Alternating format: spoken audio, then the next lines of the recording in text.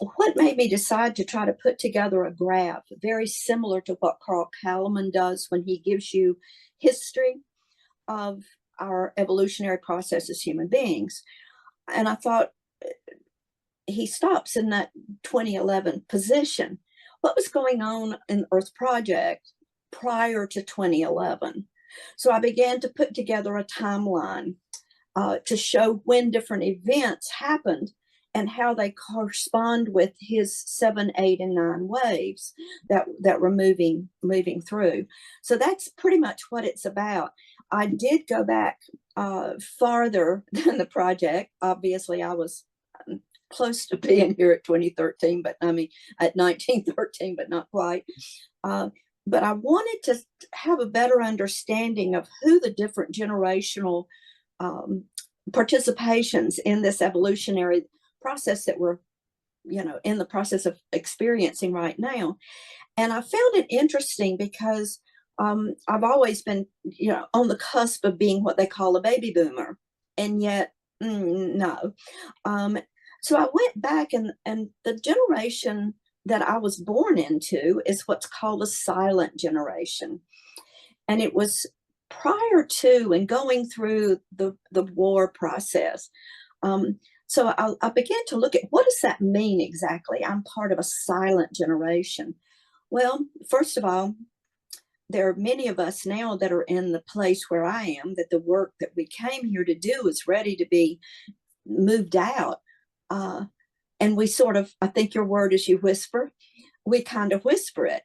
And it's time for us to bring that out a little bit more effectively, to make a little bit of noise right now, because we're at a critical juncture in our process. And how do we stand up now and share that information with someone else?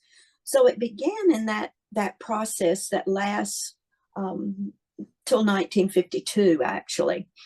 The first time the Earth Project began with my cancer diagnosis in 1990.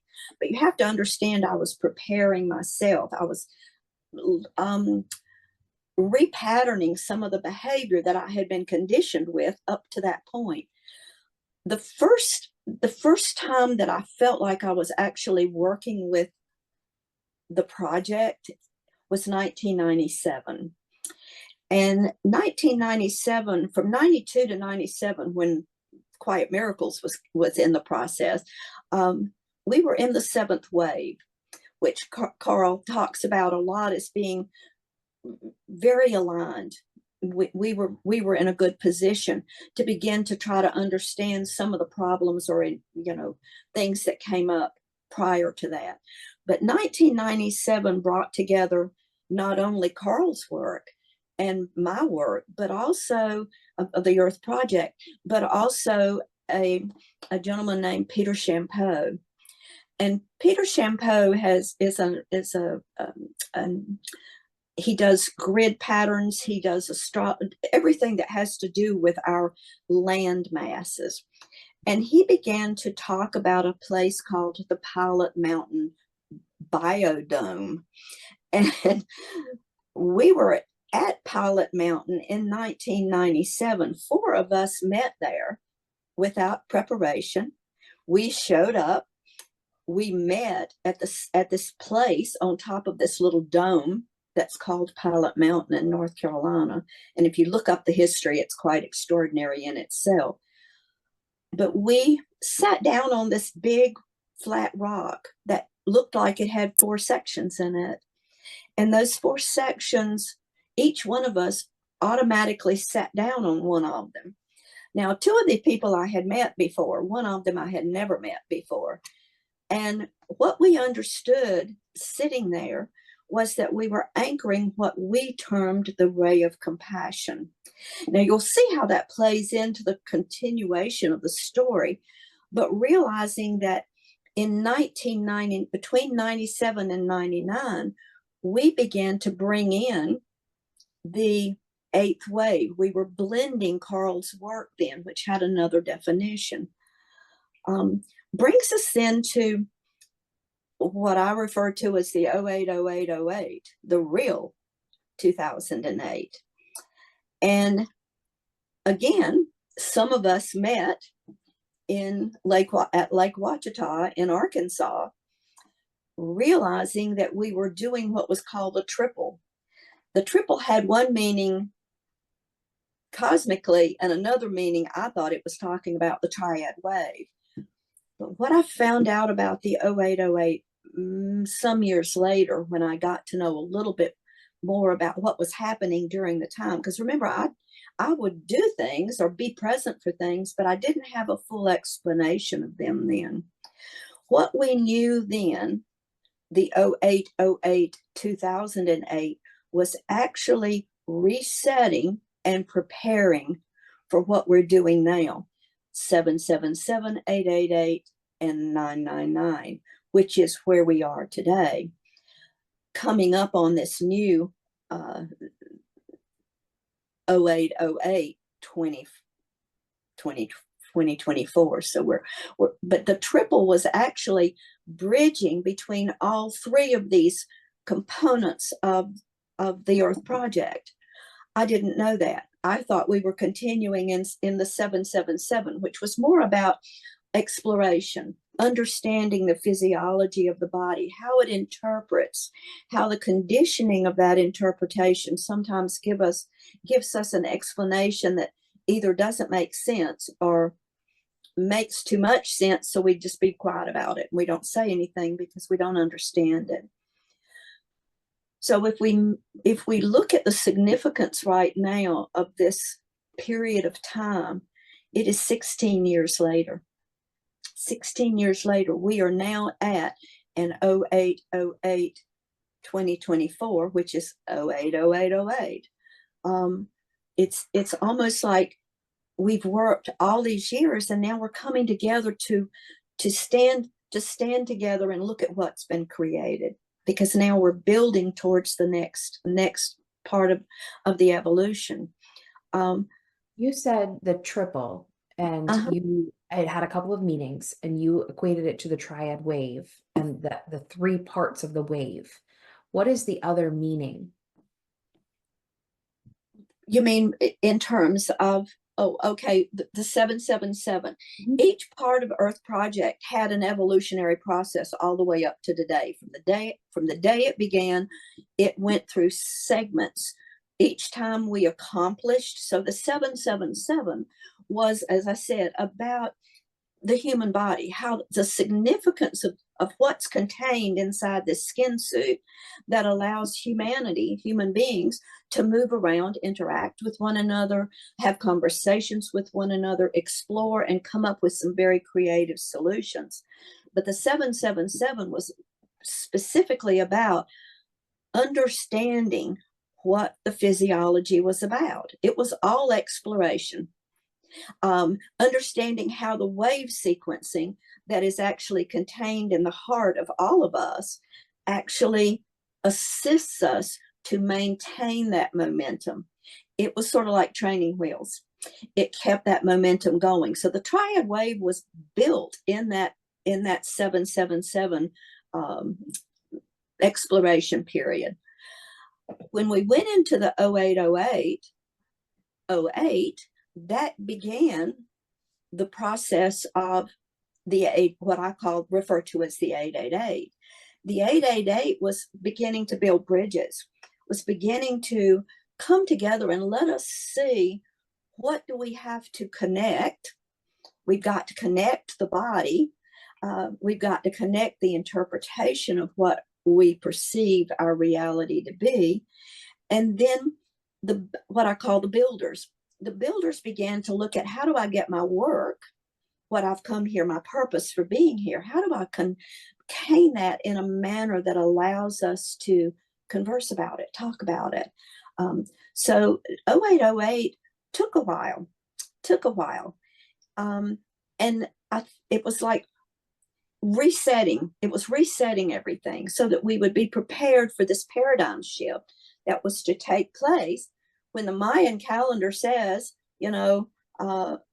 it's over, and everybody kind of went bonkers thinking it's the end of the world. No, they were very super highly intelligent, much more in their generation than we are in ours at this, in some areas. But what they were saying was, no, that's not what that's about. What that is about is humanity, each of us individually, standing in our purpose, standing in our wholeness, holy humanness, and beginning to work together, because that was the time we were beginning to understand what 999 was all about. It's our ability and our purpose to create anew without bringing the garbage that we've already tried to bring in, leaving it behind, letting go of what doesn't fit the holy human concept, that we can work with divine intelligence and our intellect and our entire human physiological system of communication internally and externally, and build a new reality. That's what we all talk about, in different ways. So Kalaman's March 9th, 2011, which, by the way, was when the big Japanese earthquake took place. That was sort of like a wake-up call on the 11th rather than the 9th. So just a few days after this March 9th, 2011, we had an enormous catastrophic event on our planet. In my reality, I'm sitting in Cottonwood, Arizona at that time, and it was like, wow, we don't need to do any more work because everything's coming down. No, it wasn't. It was almost an excitement about, let's begin. We're ready to understand a little bit more about what we've been doing. By the time we kept moving, building on that 0808, coming together, finding out what worked and what we have and what doesn't. Generally, things would happen for me on my birthday. I'd either be in the hospital in ICU, or I would have some breakthroughs. And 2013 was the same way. By 2013, it was like, we're getting ready now to actually see what's getting ready to happen. We have every solution available by these creators who have brought so much to the planet right now that we don't hear about. We don't hear about what they've built because we've forgotten to come to the table. But new directives about being the cosmic human in 2013 and saying we can speak with one voice. It's time now to speak with one voice. Everything was on go. Everything was on go by 2019. 11/11/2019, the 777, 888, and 999 were on the ground for us to be able to work with. And yet, for me personally, I kept putting things up and pulling off websites, putting them up, pulling them off. I was whispering because the experience to get to that point had not always been pleasant, not just for me, from other people in this exploration part or building process. And a lot of us are of my age group or close to it. We just didn't want to come back. We didn't want to come back to the table and try it again. Where were the voices that were to come in for us? And the interesting thing for me was that you showed up. You showed You up. invited me. And like, here's somebody that can build a platform. I remember asking you, I've got all this stuff. I don't know what to do with it. I don't know what to do with it. And it's been a long time for us to come to this point that I still don't know what to do with it. But Always the question. I think it's the question for a lot of the people who have years and years and decades of work. Where do you start? I mean, to you, you lived it. So at the same time, it feels like old news, and it also all feels relevant. So it's that question of where do you even start? What would be of interest to others? Would you like for me to screen share? I don't know if that's helpful at this point. I didn't because I wanted to focus on you and your story, but I know you've been referring to some of the things in the picture. yeah, my little doodle bug, my I little like the little doodle doodle bug. It's box, great. my little doodle box. um, I wanted to get to a place that I could actually see when some of the things happened, and try to make a timeline of the things that were pivotal each segment. Uh, when we got to 2012, I'll back up a little bit because I scooted over to 2013. But when we got to 2012, a lot of us were ready to quit. You know, Mm. in November 2011, and then nothing happened. Well, a lot of things happened, but the things that we expected to happen in 2012 didn't show up. But what I did know by then was that all of Kalaman's 9 waves were working simultaneously. And I reference him a lot because his work is extraordinary. And it has been pivotal for me to be able to see how can we take the brilliance of the Mayan calendar and the Mayan days and nights sequencing, which is still running today in the 9th wave. But we had some things that happened during those other waves that weren't so significant.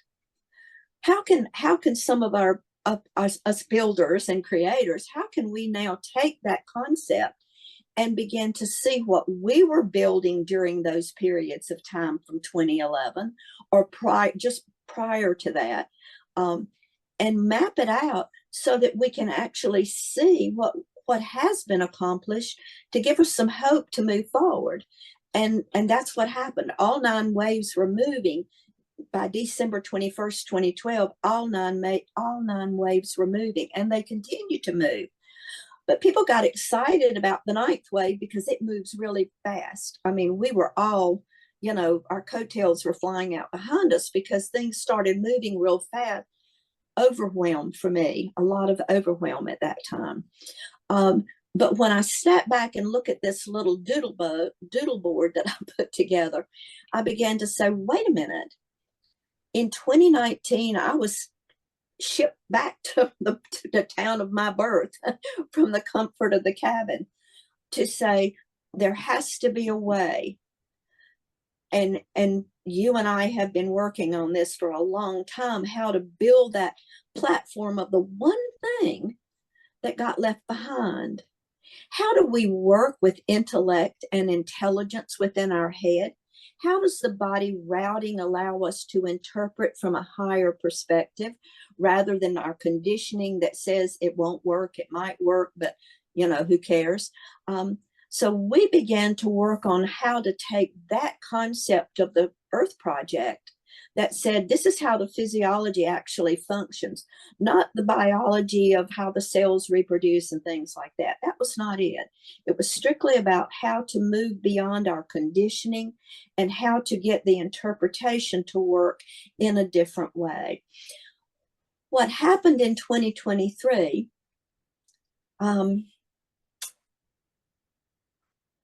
brought together what I refer to as the horizontal vertical timeline. We had a few events that took place a little bit before that, but it actually landed on the planet 11/22/23. What is it? Well, at Let's first, start there. Let's start with what is the horizontal timeline? okay, the horizontal timeline represents what I refer to as Kalaman's work or our historical evolution collectively. But for me, on my doodle page, my evolution individually. So I got a chance to look at it in a different way. But I understood back just before this 11/22/23 that I was doing it differently. The concept of the vertical began to show up prior to that. I began to feel a it's not like being in a vertical line that says, all my chakras are aligned. It wasn't about any of that. It wasn't about talking to higher intelligence, someone else talking to higher intelligence. It was like I'm in this big consciousness. How do many of us know things that we have no way of knowing?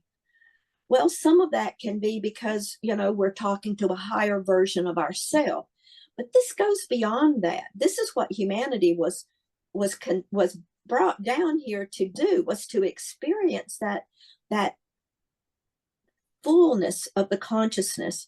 So that's what I referred to the vertical. It's not about what people talk about, God or higher consciousness or that. It is literally who we are at our very highest experience. And the interesting thing about the vertical is that it moves through variations of people's awareness or their consciousness. So it can work at a denser consciousness. They can access it at the level of their awareness, and it moves all the way up to where you feel this what people talk about bliss, but it's I can't version that doesn't match my version, but some may say that. But what it's designed to do is to bring us as a collective to the same choice point, where this historical our linear time and this vertical line meet is called the now moment. We make choices every now moment of our life. Sometimes we don't even realize we're doing that. But what the verb or the understanding around the vertical horizontal brought me was making me very aware that I have that choice every moment. And I can either just say, my conditioning says it won't work. Oh, well, wait a minute. Let me climb out of this little dense area and move up a little bit and see if it might. Oh, yes, it does. And so it brings us to those choice points. And then when you and I started to experience it together, we found the synchronicities would be very aligned. So that's been the fun part of the collaboration. I wish everybody could have a collaboration, because that's what this is. That's what I want to do. I would love to have a whole lineup of people that we could just sit and collaborate, because it's so exciting to hear how other people's versions. This is just my version of this doodle board. Someone else might say, oh, I call it this, but I understand what you're saying. Well, what we are now is we have moved beyond that. We have moved beyond that 11, 22, 23, and we have all creators, builders, visionaries.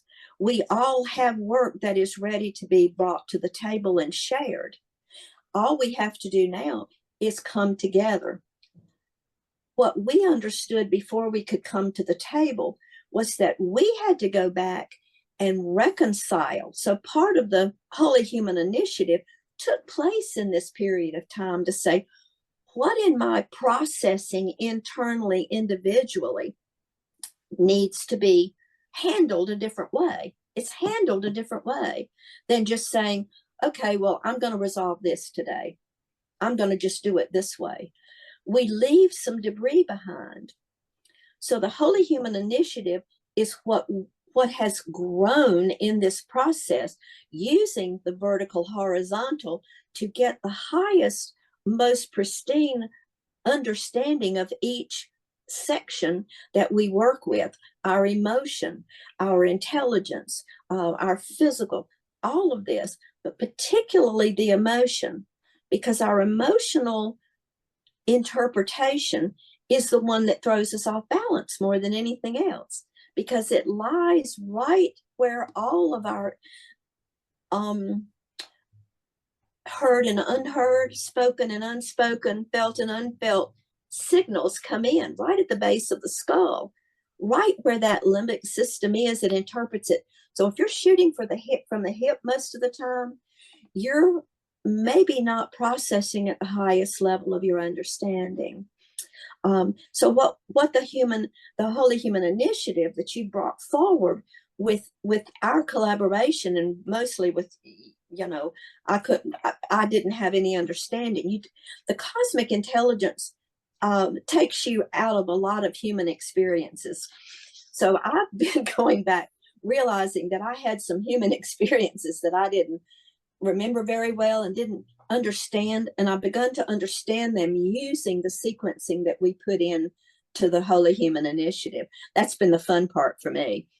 Sometimes not fun, but most of the time fun.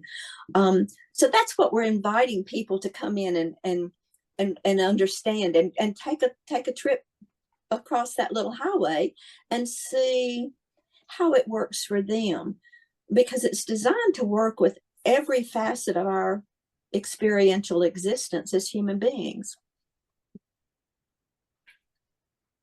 You're great at telling stories. And I have a question for you about a story, but I think it might help if I share my perspective of it first. When we were over on, let me get the timeline straight. You're referring to it as the 11/22/23, and before that, 10/19. So first of all, triad wave, that would denote three. And we had had some discussion about, no, I think there's a fourth wave. I think there's a fourth wave. So from my recollection and perspective of the story, around the beginning of October last year in 2023, that those numbers started to come forward. And you started recognizing it as the fourth wave, the fourth piece. Mm-hmm. And as you were looking at that, and we were kind of laughing about it, because originally you said, oh, there's no fourth wave. And we said, maybe there's a fourth wave. Um, you have some backup, and I'd be interested in hearing your story on the techs. I don't know if you want to name them by name, if they want to retain privacy, but you work with different technicians that help you from a physics standpoint as far as how things all work together. So you had these numbers and you spoke to a couple of them. And after the first conversation, I could feel it. I could feel it more in place. After the second conversation, you walked away and said, he helped with the timing. The timing is now in place. It's now complete. The Mm-hmm. next morning, I get up and I was working in downtown Austin. So I was driving down and commuting, and I get a text from you saying, did you see space weather today? And I just cracked up and I texted you back and said, did you do that? Because I already knew. So you have on this list unusual sine wave. Mm-hmm. And when we talk about the fourth wave and how that all came together right there in that October, and I think my version of the story is that October completion of the fourth wave fed straight into that horizontal and vertical enablement on November 22nd. So that's my perspective of the story. I'd be interested in hearing whether or not you agree with it. And from your perspective, how did it come together? Absolutely. What was interesting that the sine wave, the unusual monitoring of this wave, took place 10/19/23. So we're, when the vertical, horizontal, and when all of Kalaman's, when we were able to recognize that we could work with the 777-888, get to the 999, actually get to the energy of the 999, we began to work with it. None of these, nothing, not the triad wave, not a single facet of Earth Project has ever gone live until it had been tested in every way that it could be. Most of it physiologically, because it enabled each process of the Earth Project allowed, not just me, other people that came into the mix began to notice subtleties in their communication internally. They could tell.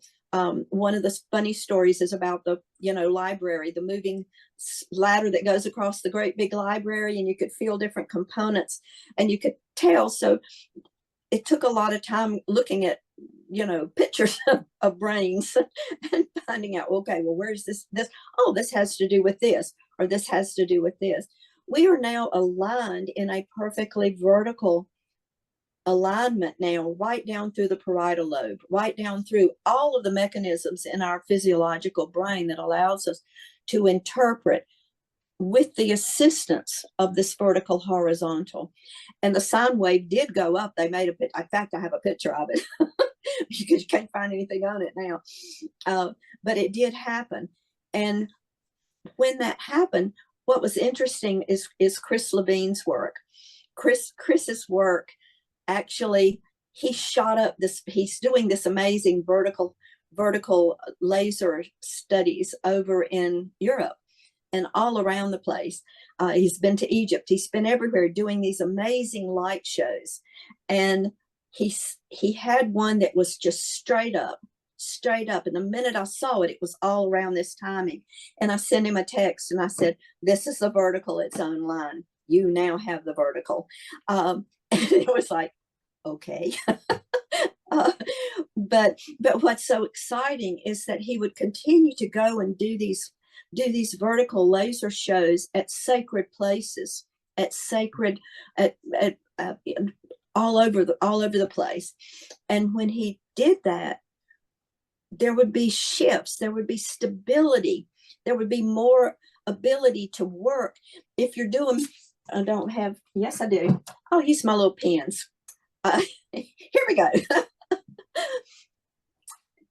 Assume this is the horizontal timeline. If you will notice, it has 2 points. That's the either or, good or bad, extremes. Somewhere in the middle of that, at everything that we choose, we will find a place to stop. Sometimes we land over here and we stay here. This is the vertical timeline. It contains everything. So does this in some respects. It goes to past and future. But if we try to go to future in our minds, we make up something. We think we're going to have it this way, but then it doesn't show up quite that way. When you're utilizing the vertical timeline, example, I want to see something that happened. If I go all the way back here, I'm in it. I've lost my perspective. But if I come up higher on the vertical, I am speaking from experience. I am speaking from a higher version of that experience, not down in it when it was maybe painful. So I can have some reconciliation there. The same thing if you want to go forward. If you want to go forward, what you may do is to come way up here. But let me explain a little bit about what happens when you do that. You think you have a version of it. Don't get attached to it, because the minute you land there and you give it a voice, it changes. We aren't supposed to know everything. We aren't supposed to know. We are just supposed to be able to navigate every circumstance at the highest level of our evolutionary individual process and collectively. And that's where we are right now. We're building a whole new reality. Humanity is right here on the cusp. And this 0808 2024 is our time to step forward. Come to the table. Let's have some conversations about my version, your version, somebody else's version. I have loved working with some of these astrologers that are so, they're so right on with their interpretation of the astrology. And now when you put the physiology in it and you put the history into it and you put what these triples are supposed to come together, we have a better understanding of what we're doing. I remember when Dr. Dan, there were 2 words I can think of exactly that I've been watching for a long time in his work. Dan was there at Lake Ouachita when this came in. He was pivotal in that. Here we are, and he laid templates in his own work for many years. And very recently, I jumped back on one of his calls and I heard understand. The first word was compassion. That tied me back into 1997. I knew then that the ray of compassion had been landed, it had been solidified, and it had been brought forward in its most pristine understanding. We as human beings must be compassionate with ourselves. We must be compassionate with our human fellow humans and with the history that we've been through. The next step that I heard, he said, was understanding. In order for our physiology to shift from our little intellect condition, we must have a visceral understanding of what we're experiencing. That means we say, I just experienced the most amazing day. And it changes, it shifts that perception. That's where we are today. Mm-hmm. What do you want to create? And are you willing to come to the table and let's have a conversation? Because by golly, I stepped out one more time and I am ready to go. And I know that there are more like me out here, more like you out here, more builders, more creative solutions that are out there. Let's hear them. Let's be loud. Let's let them get out so that the people who are walking down Main Street get to hear it and get to experience it. But if nobody comes to the table this time, I will be very sad. But what I know in the core of my being, that as long as I hold this vision, be this vision, and live this vision, it will catch on one day.